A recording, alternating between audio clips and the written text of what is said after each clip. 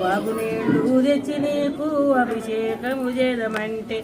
వాగునీళ్ళు తెచ్చి నేను అభిషేకము చేదమంటే వాగులున్న చేప పిల్లల ఎంగిలంటున్నావు లింగ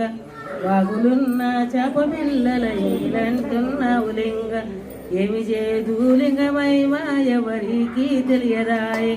పాదుకున్న పంచభూతములు కురే బంధించిరాట చెవి పూలు